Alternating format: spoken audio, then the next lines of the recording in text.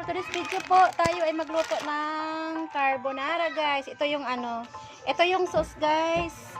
Abi lang to dito. Kahit spaghetti yung gamitin natin, spaghetti, pasta. At least ang natin, carbonara ang natin. Ayan, ito yung bacon, guys. Ito, diba? Tapos, mushroom, Nestle cream all-purpose, at saka edit cheese. Ayan, guys. So, tayo ay magluluto-luto na tayo. So, mag-umpisa na tayo, guys.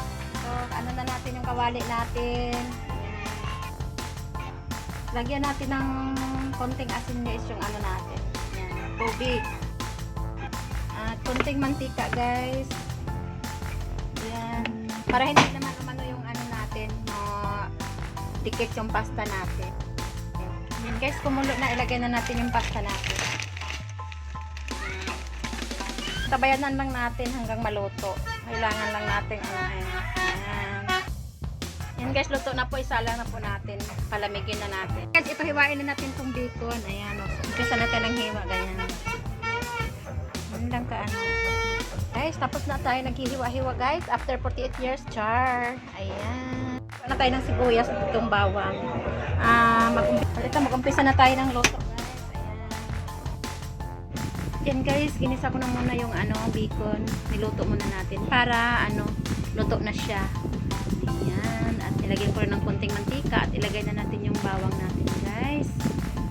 Ayan, pagkatapos yung sibuyas. At ilagay na natin itong mushroom natin. Ayan, at lutuin natin mga ilang minuto. Pagkatapos ilagay na natin yung mushroom sauce na natin. Ayan, tapos ilagay na natin tong all-purpose. Ayan.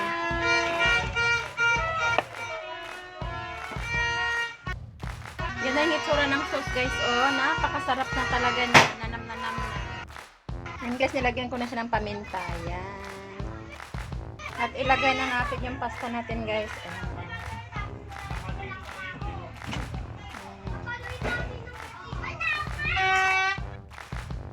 Guys, luto na po yung natin, calderate, carbonara. Ayan. Yummy yummy na yan. So guys, naisalin ko na sa Tupperware. Ayan. Ang sarap, guys, grabe. Ang sarap talaga ng carbonara. Lalo na kung alam natin ng talaga, ay gawa talaga natin, diba? Salamat sa panonood.